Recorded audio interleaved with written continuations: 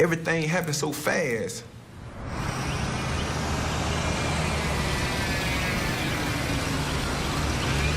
Deputy, she called classification like, man, we got a juvenile down here, and he just been sentenced to life. So what they did was they grabbed me out the juvenile part and put me in confinement. And they were like, you can't come out of confinement because due to your sentence. And so it still hadn't registered in me that I got a life sentence, because I'm like, man, I couldn't believe that. I'm like, nah, this can't be true.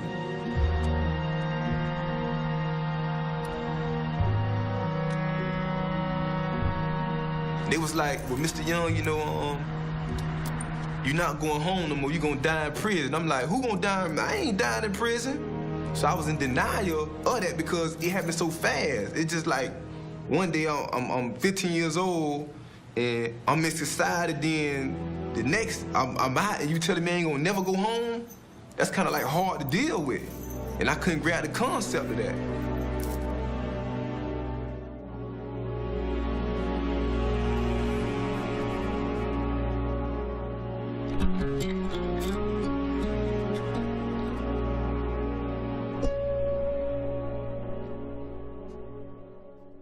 Kenneth Young, he was 14 and 15 years old when he's charged with 4 life without parole sentences here in Florida. So that means for all purposes, theoretical and practical, Kenneth is condemned to die in Florida prisons.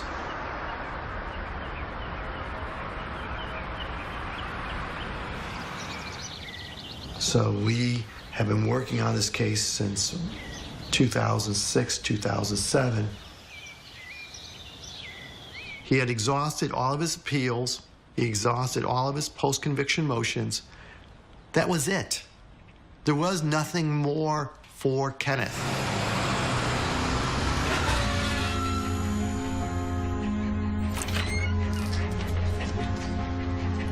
Good morning, Ms. Williams. How are you?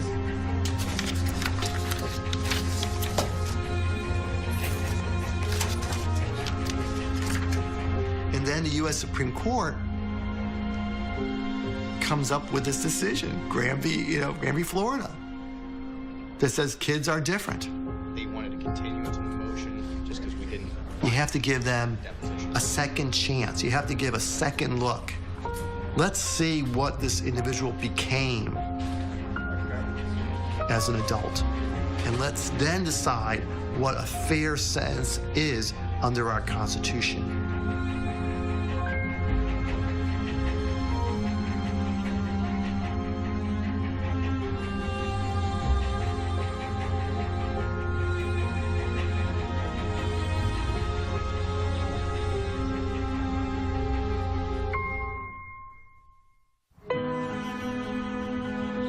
Florida lawyers were litigating this in Florida courts for years,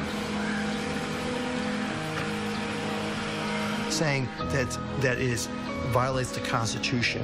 And the Florida judges uniformly denied it.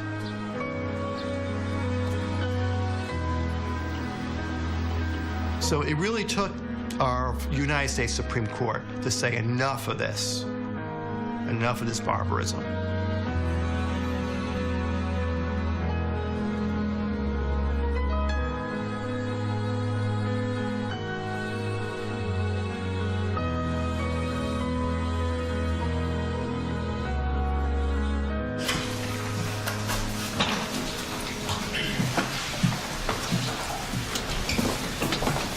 Good afternoon. We're here on the case of Kenneth Young. He's here for a resentencing. I'm ready to hear from both counsel. What I want to say is kids are different, but Kenneth is exceptional in that difference. So in order for Kenneth to be released now. We are here today seeking a second chance for Kenneth Young. Kenneth was 14 years old at the time of the first offense, and all 4 offenses occurred within a 30-day time period. What the state must do is give defendants like Graham some meaningful opportunity to obtain release based on demonstrated maturity and rehabilitation. We're going to show today that Kenneth Young has demonstrated maturity and rehabilitation. And that is what the heart of this resentencing is all about.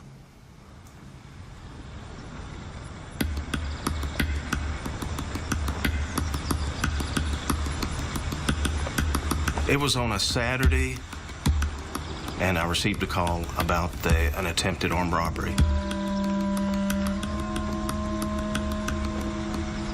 I went to the Comfort Inn and started taking statements. I heard the door open. So I saw a gentleman coming in, and I saw another gentleman behind him. And I knew it by their entrance that this is not going to turn out to be good. He was going into the hallway. Where's the restroom? And I said, the restroom is on down that way. And in the meantime, one of my coworkers, Rosa, was walking to the same area. And they both ran into each other. And when I heard the Rosa screaming, I tried to came on a back area to see what's going on, what happened to her. And at that point, that person was holding her and pointing a gun on me. Somehow Rosa managed to run and try to go get some help. One had the gun, and the other one was trying to grab me, and I was trying to push them away, I guess. But when they realized that that other person may get some help, or it's kind of not as easy as they had thought, so they ran away.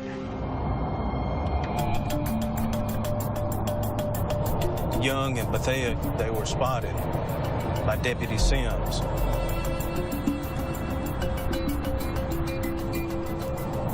They took a left onto a dirt road, and as they came to the dead end of the dirt road, he had to make the stop. Deputy Sims exited his car with his shotgun, ready to take action if needed. And once backup arrived, they were both handcuffed and secured. I conducted an inventory on the vehicle, a green in color Chrysler Sebring. I recovered the following items as evidence: a .38 Colt special revolver with 6 unfired Winchester bullets still in the gun, $472, some necklaces, and also recovered from the vehicle was a VCR recorder. I could see that there was a VHS tape still inside.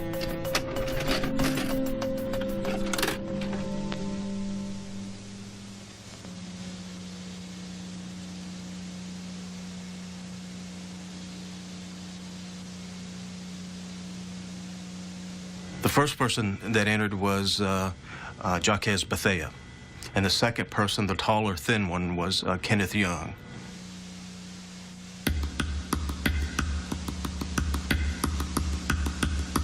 I was very concerned. I didn't know what had happened. I didn't know if something happened to the clerk. It may have been a homicide. And I needed to find where this occurred at.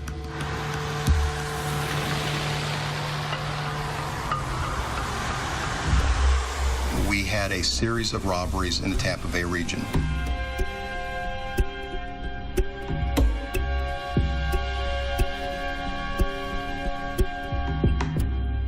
It was very violent. Over the counter, very vocal, in your face, guns to the head, putting people down on the ground.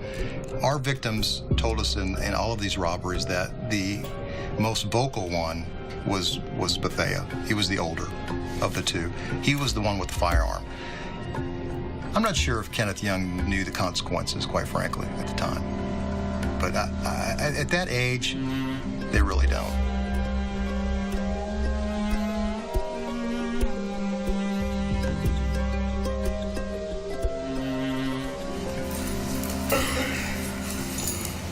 Raise your right hand. Do you solemnly swear affirm the testimony you will give will be the truth, the whole truth, and nothing but the truth, so help you God? Yes, ma'am. All right, sir, good afternoon. Please give us your name, sir. Good afternoon. Kenneth Young. First and foremost, Your Honor, I want to take the time out and say I take full responsibility for my actions and my role in these crimes. I have lived with regret every day as a civilized human being for these crimes. I have been incarcerated for 11 years, and I have taken advantage of every opportunity available for me in prison to better myself. I have been a model prisoner while being incarcerated. I have been in educational programs. I have taken care of elderly inmates. I have worked with mental inmates. Also, I have learned that the condition of your mind creates the condition of your ways. So I strive every day for good standards. I am no longer the same person I used to be. I have people who believe in me, and most of all, family who supports me. 1 Corinthians chapter 33, verse 11 say, when I was a child, I thought I was a child, but when I became a man, I put away all childish things. I want to turn around and apologize to my victim for what I did. I take full responsibility, and I apologize for that. Thank you, Your Honor. Look, Kenneth Young, he was with Jacques Bethia, a 24-year-old. They go to separate trials. Kenneth receives 4 consecutive, one after another, life sentences. Whereas Bethia, he received 1 concurrent life sentence. So he received less of a penalty than Kenneth. And we find that around the country, that these juveniles many times are being punished much harsher than adults. It's heartbreaking to me the way we've gotten comfortable demonizing children, mostly kids of color. We don't feel in any way socially constrained or morally constrained. Talk to the cameras. Brian Stevenson, Director of Equal Justice Initiative, and we don't think there's any dispute that to say to any child of 13 that you're only fit to die in prison is cruel. And we believe that the Constitution prohibits that kind of punishment and that this court should enforce that in this case. What about the argument? You know, my work with young people in prison, in adult prison, really began representing people on death row. The United States permitted the death penalty for juveniles until 2005. When we finally persuaded the Supreme Court to ban the death penalty for children, I was clear that that would not be, life imprisonment without parole would still not be a just outcome for many of these kids. And even after these Supreme Court decisions, we're finding lower trial court judges and in some state courts that are very hostile to these children. We had these people saying, oh, these kids aren't really kids, they're super predators. These kids aren't really like other children, they're criminals. And so we have to keep pushing that, fighting that. And please, you tell me swear from the testimony you will give the truth, the whole truth, nothing but truth, nothing else. Yes, I do. Now, based on your evaluations, what is the psychological significance that Kenneth was only 14 and 15 years old at the time of the offenses? Juveniles are different, one, in terms of their susceptibility to persuasion and their ability to be led by others. Second way they're different. Adolescents take less of a concern and are less able to understand others' perspectives. They're more self-focused. And many people who have adolescents kind of realize that during their teenage years.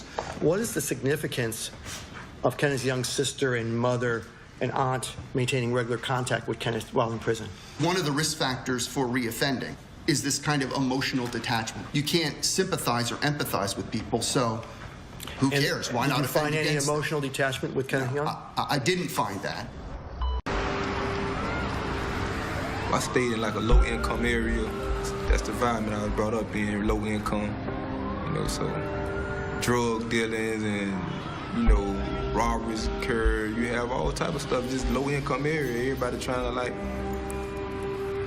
do what they do.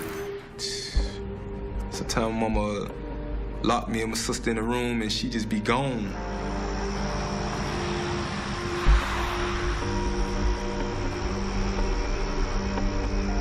I'd be on my bicycle and I already know, like, 9 times out of 10 where she'll be at getting high, because in my neighborhood you have like certain apartments, certain houses that people go to get high. And I get on my bicycle and I try to pull her from around there, tell her come home, take a shower, eat, stuff like that, you know.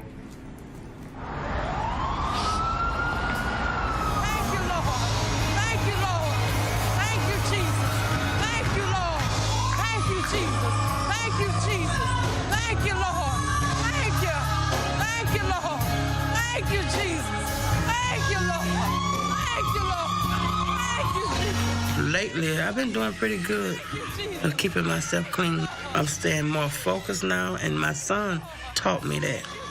He says, Mom, you need to learn how to stay focused. I didn't know how to stay focused, but Kenneth taught me during while in prison. Yeah, my mom, she come see me. We got a good relationship.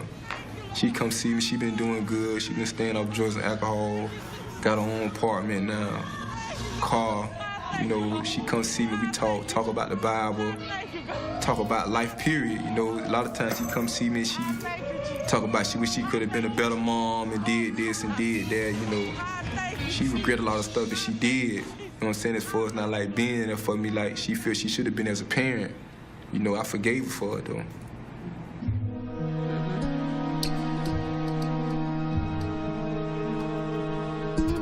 I believe that every person are more than their worst act. Somebody tells a lie, they're not just a liar. If they take something that doesn't belong to them, they're not just a thief. Even if you kill somebody, you're not just a killer. We don't punish crimes, we punish people. And so what's a just punishment? Is it just to take a 13-year-old child and put them in prison and condemn them to die there? And that's the kind of conversation that's hard to get at in a country that has been corrupted, in my judgment, by the politics of fear and anger, where everybody wants to be tough on crime and everybody is afraid to be seen as sympathetic, compassionate, merciful to people who've committed violent acts.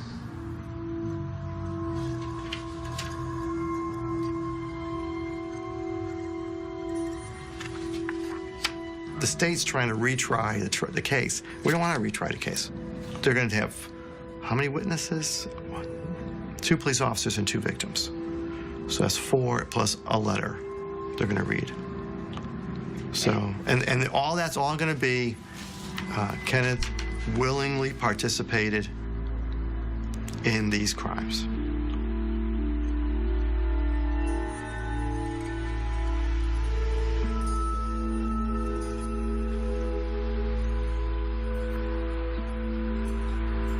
State, have any witnesses? Yes, sir, I do. I'd like to call Sandra Christopher. Raise your right hand, please. Do you solemnly swear affirm the testimony you will give will be the truth, the whole truth, and nothing but the truth, so help God? I do. All right, ma'am, you have a seat. Please watch your step. Now, ma'am, I want to ask you some of the basic facts. I'm going to take you back to the date of June 20th of 2000. Can you tell me? Your Honor. Yes. Relevancy.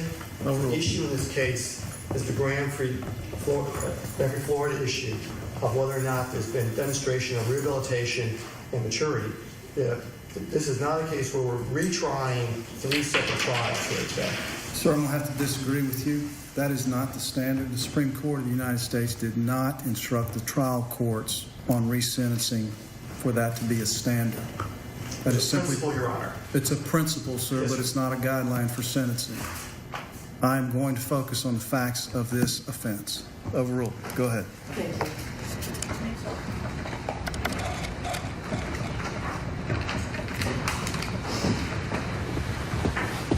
And Ms. Christopher, that's a picture of the gun that was pointed at your head. Looks like a similar one, yes.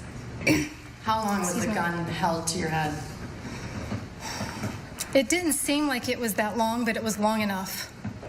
Now, are the assailants saying anything to you? Oh, yeah. They are wanting to know where the safe is, where's the money.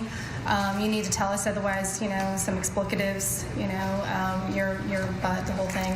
Tell us what they said, ma'am. Really? I want to hear word for word. Well, they wanted to know where the damn money was. If we didn't tell them, they were going to shoot our ass. They were, kicking us. One of them actually put the gun on my head. I had a bruise for days. I had photos of it I can't find. Ma'am, what are you thinking at the point that you have this gun to your head? God and I are good. Well, I went through a checklist that fast. God and I are good.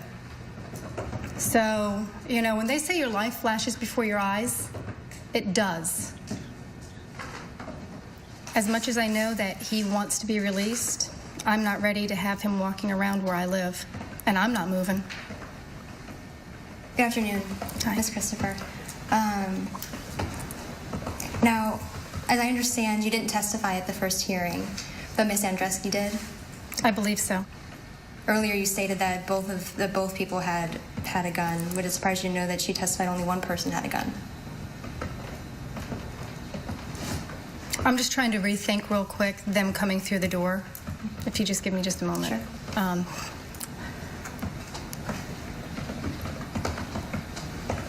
And actually, no, that wouldn't surprise me. Okay. Because when there was one person that came in the front with the gun, and then the other person was behind him. I understand that you suffered a bruise after this incident. Indeed. Did you have to go to the hospital afterwards? No. Okay. Just one last question, Ms. Christopher. Are you the same person that you were at age 14? Judge, I'm going to object to relevance. Sustain. And nothing further, Your Honor.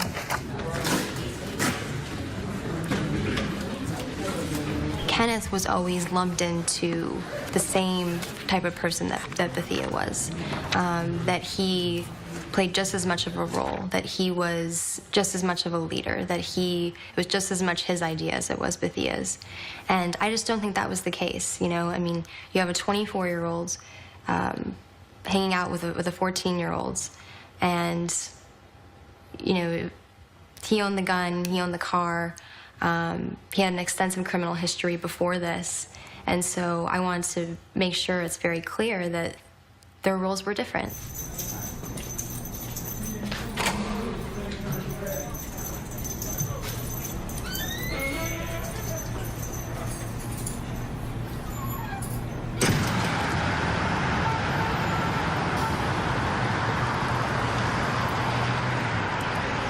I moved to Florida because my sister lives at the time she was living in Clearwater. So I just went down there to initially just spend some time, a couple weeks, and then it turned into a couple years. So it was it would have been 2000 when all this shenanigans happened.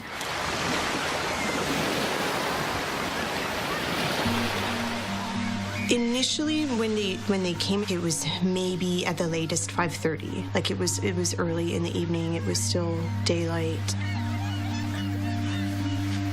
They came in, and Kenneth was on this side of me, so my left-hand side. And then Bethia, with gun, basically came over the counter at me, right? And then my hair was in a ponytail, so. Sorry.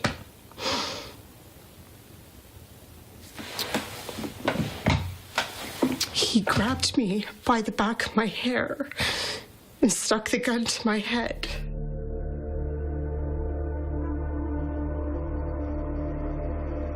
He was saying, like, give me the money, right, with the gun to my head. So, of course, I opened the register.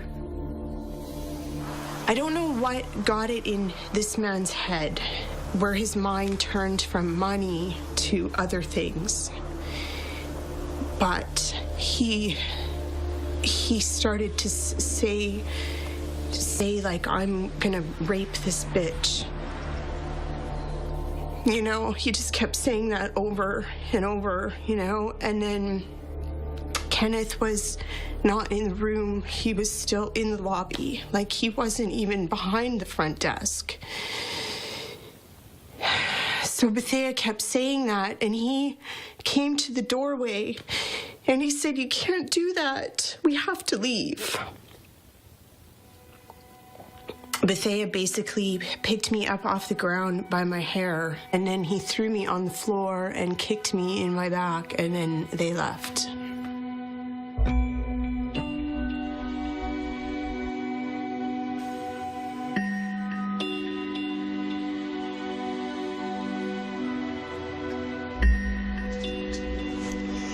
All right.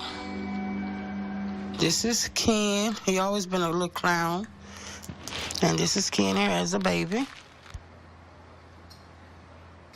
Now, this is Ken, one of my favorite pictures.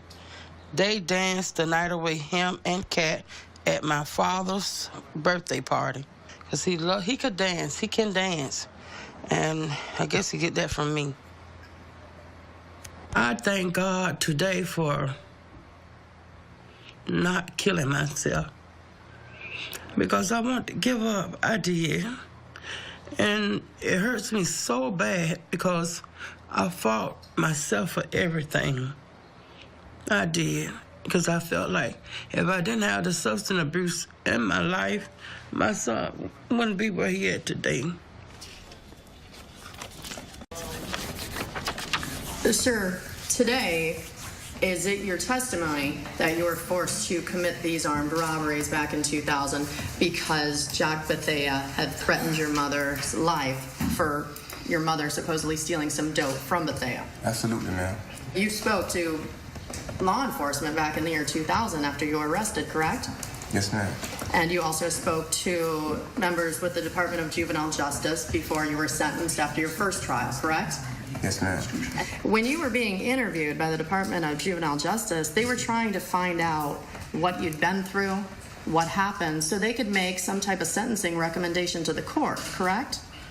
I don't know what the job was. All I knew, they came to interview me. I was young then when they came to see me. So this is the first time you are saying that you could have ever told anybody about the fact that your mother was being threatened by the older co-defendant, and that's why you had to commit these armed robberies. No, I told that to my public defender. And when I came back in Hillsborough County about the story of what happened. Her name was April Hughes. April Hughes told me she do not want to hear that. She was concerned about the charges, what's in front of her. That's what she told me. She never brought it up in court. I never testified in court. I never testified through my trials. I always remained silent.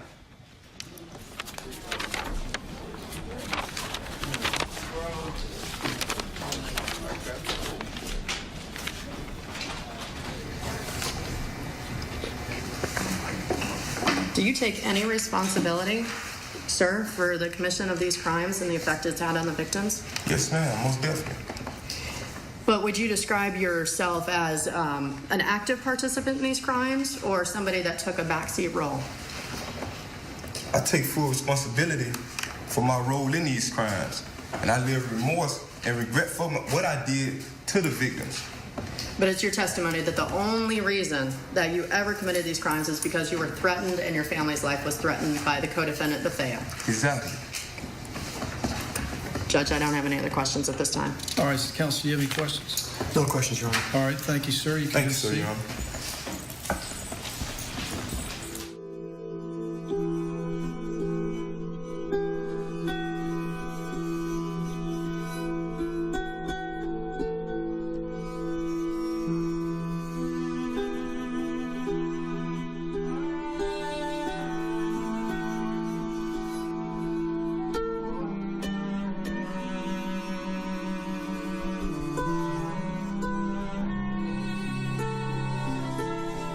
When I was a public defender and I met Mr. Young, my first impression, because I didn't originally have the case, so by the time I first met Mr. Young, he had already been to trial in Tampa.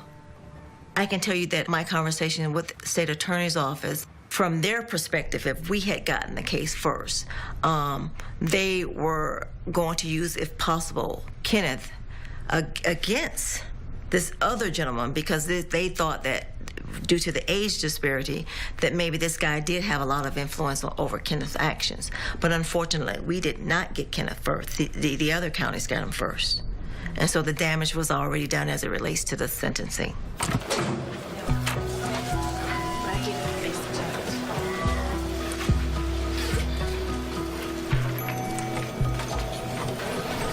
I have been on the bench since January 3rd of 2011. I do believe juvenile court is social work because I do believe it does take a village.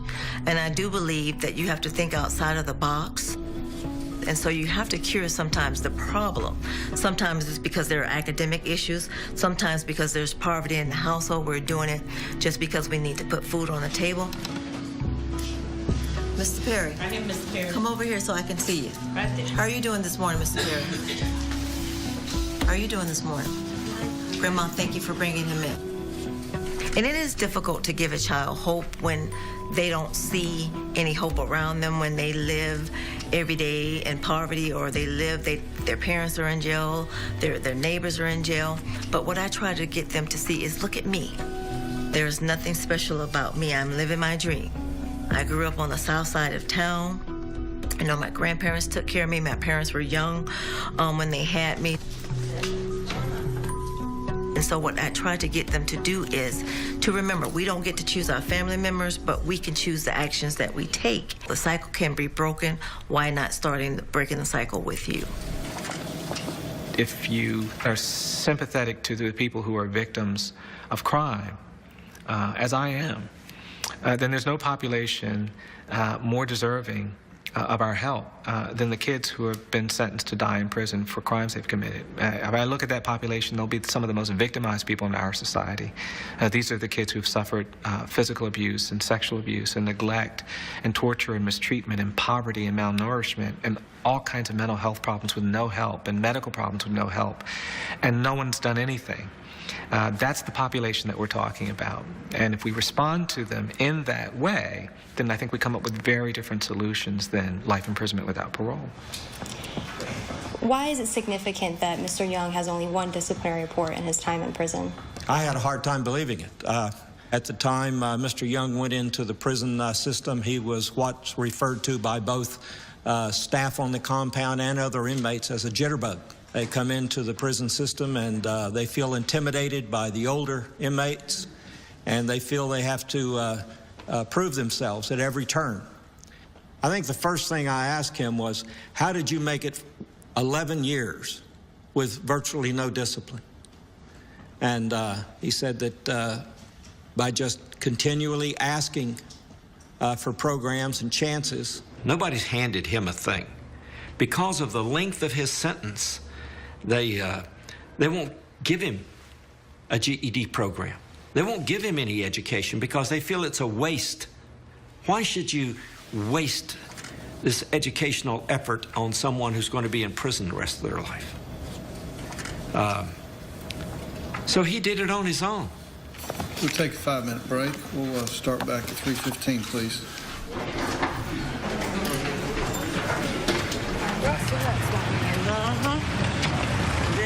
Once the system like fail you, you know, you just be like, I don't care no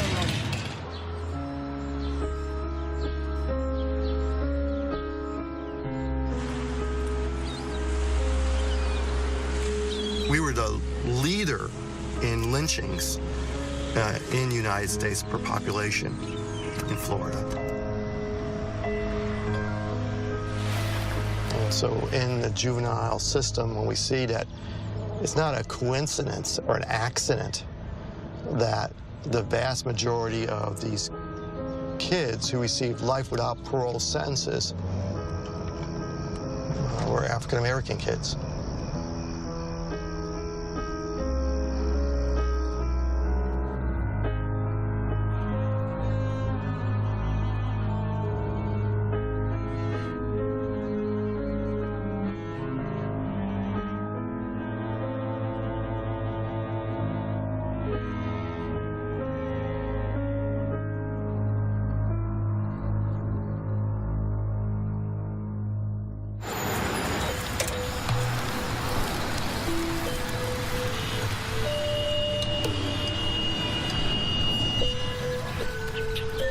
I dropped out of school because my sister, she was 15, and she had her first child. And, you know, she was trying to work and stuff like that, so I'd stay home and take care of my little niece till she come home from work and things like that. So, you know, it was just basically like me and my sister. I'm 11, she 15, got a kid. Our mama ain't there, you know, so.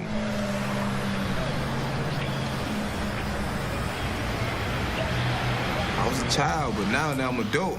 I really like look back on a lot of stuff and was like, dang, man, I should have stayed in school. Me and my sister could have came up with something better. Now that I'm older, this time I'm thinking. But at the time, I'm 11 years old. My sister 4 years older than me. She 15. She got a baby.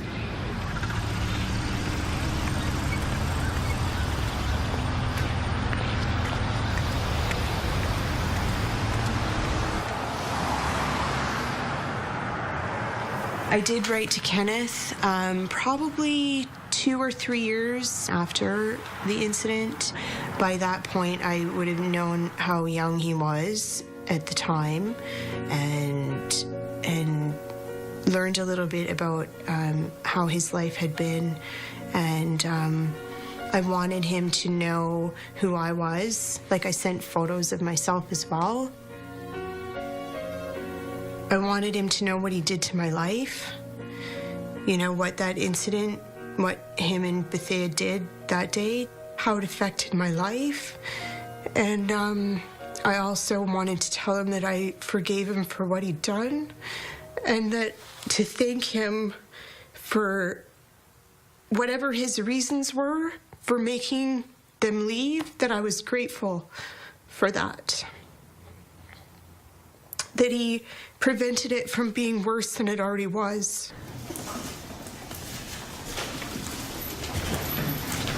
You tell me, sir, from the testimony, will do the truth, the whole truth, nothing but the truth, help God. I do.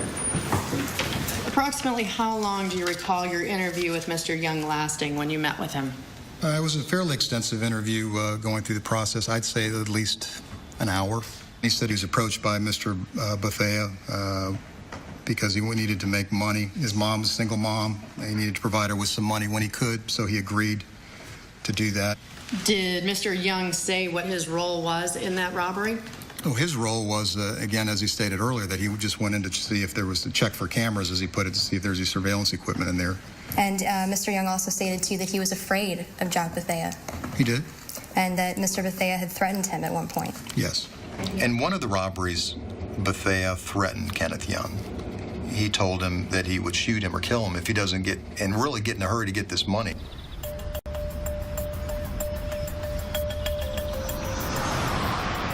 When you see a young man like a Kenneth Young who has problems, I mean, these are a lot of things that we see.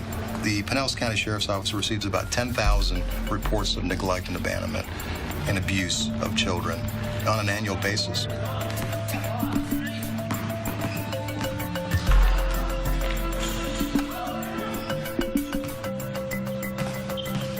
If there's something that we can do with respect to taking another direction, I think we should do that as a society, quite frankly. I'm not sure that 13-year-olds, 14-year-olds need to be in prison the rest of their lives.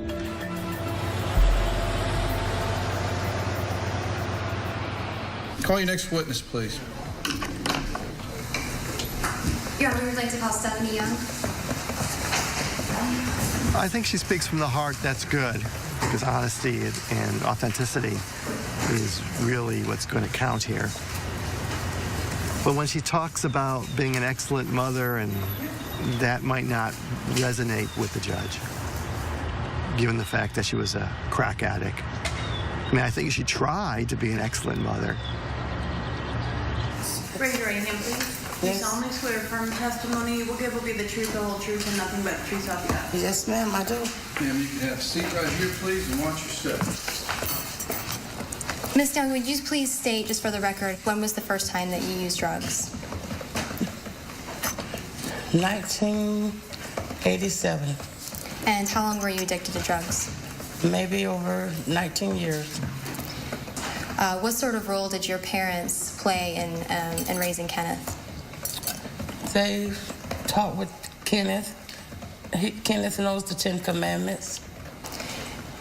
Did they ever step in if you were having problems keeping your apartment, or? Well, yes, they did. They came and got Kenneth and Ebony. Okay.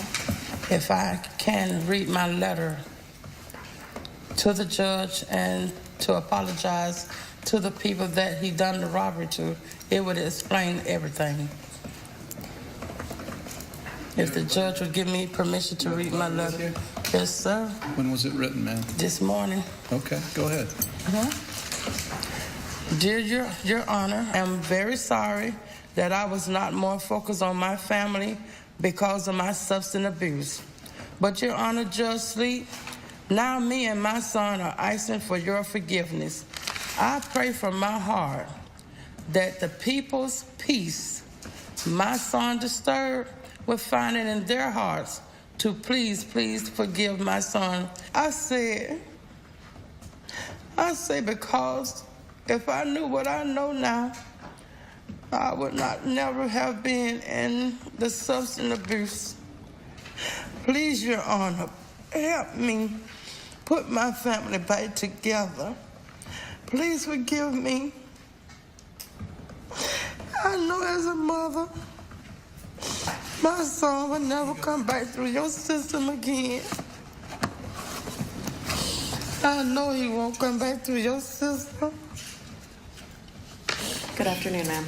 Good afternoon. Ma'am, you talked about having some addiction problems, and I understand that. However, you still knew the difference between right and wrong. Yes? Yes, I did. Now, ma'am, you spoke with Dr. Otto. You heard him testify earlier, correct? Yes, I did. And you'd also agree with me that you spoke to Dr. Otto about whether or not you had left Kenneth home for up to a week at a time by himself. Do you remember having that conversation with Dr. Otto? He was not by himself. He was with his sister or a family member. So that would be false if your son reported that to Dr. Otto. And, ma'am, you actually went and met with different officers for his first case. You never told that Jacques Bethea was your drug dealer and that your son was forced to commit these robberies. At the time, I didn't think that was none of his business. And now today, you do want them in your business. Yes, well, yes, I do. Judge, I have no further questions. Ma'am, we need to make your letter a part of the record, please, since you read from it as part of the testimony. Yes, She didn't come all the way straight forth. Here you go, Arnold. Thank you, ma'am. I know it was more she wanted to say because when she come see me, she say way more and more deeper stuff than she said in that letter. My mom, she feel like she kind of ashamed. She knows she played a part in me being incarcerated.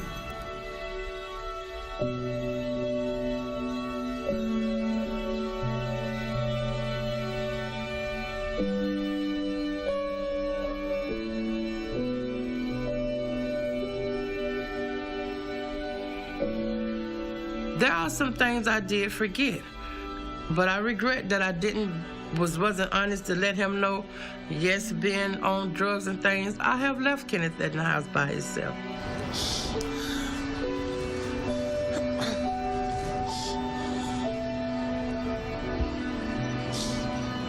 But all I could thank God for, I'm glad my baby being like 2.5, that he didn't walk out in front of no car or anything and stuff like that. And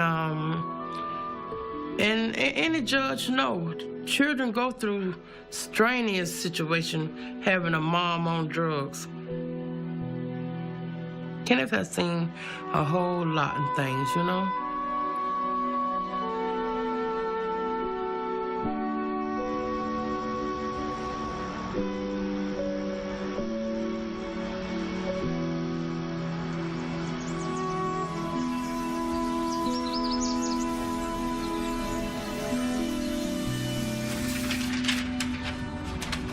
There's no point of keeping him in prison.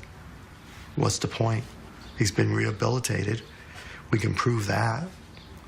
He's only had one infraction called a disciplinary report in 11 point something years. And that was for not making his bed on a Saturday morning. And my daughter, Anna, I don't know if she's ever made her bed on a Saturday morning. If you see it's come to order, court's back in session. Okay, I'll hear brief arguments from both sides, starting with the defense, please.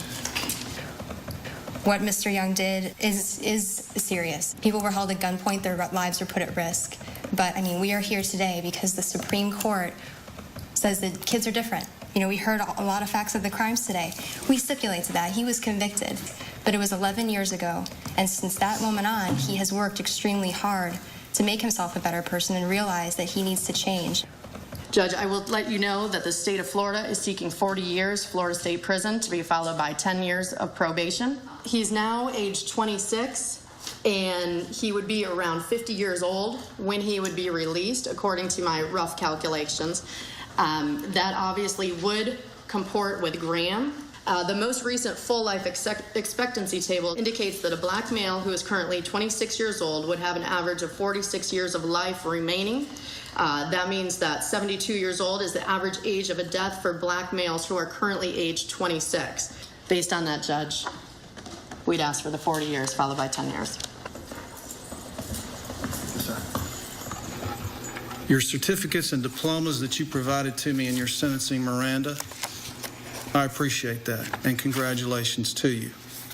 But you know what that demonstrates to this court? It demonstrates that the Department of Corrections in your particular incarceration was appropriate and effective. Usually, when I'm sentencing a young man like you, I'll hear it either from you or from family members. Please don't throw this young man's life away by sending him to a prison where he's going to rot. If I had $1 for every time I heard that, I'd be a rich man.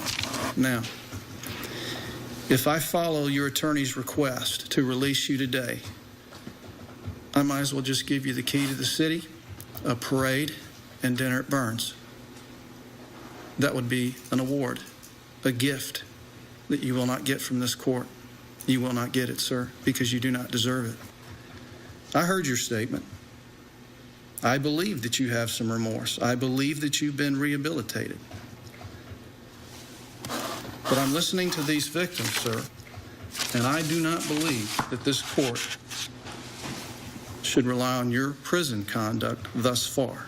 Sir, this is about personal responsibility and accountability. You have no legal basis to play the blame game on anybody else, sir. There's no legal basis for you to blame Mr. Bethea for your conduct in this case, sir.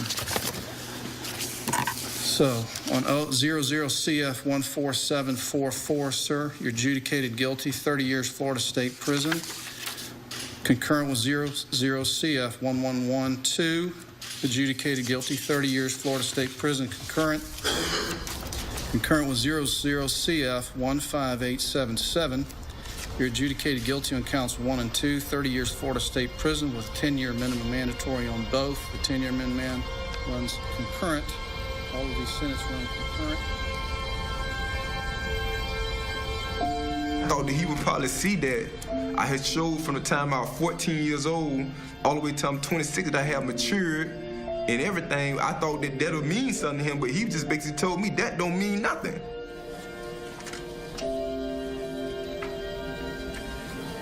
And I was every institution I went to, they were like the hardest institutions in Florida. With all the violence, gang violence, stabbings, rapes, that's the worst of the worst everywhere I went. And I survived through all that. Then he just like, oh, that don't mean nothing. I'm like, oh, you showed that you are rehabilitated, but I'm still gonna send you to this. Come on, that's... At least he doesn't have life. And I'm going to continue to go visit my son and continue to fight for his right. I am. I'm sorry, because I was hoping for that. Me too. Me too. Can't be, let it get to you. Can't be down because you got to always think, okay, I didn't have this. I was supposed to die here. This is what I was sentenced to. So when you got hope, now you say, whoa, boy, I got a little stretch down the line, but I got hope at the end. I see some light. You know, now you got to take that light that you see and make that light brighter by continuing to fight with your case.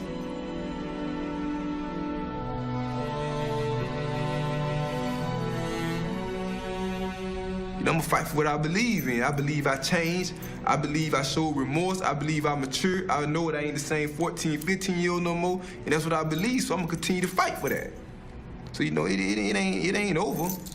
It don't never be over for you till you're in the casket. You know, I'm a firm believer in that. When you hit the casket, then it's over. But other than that, you got hope. You got to continue to fight.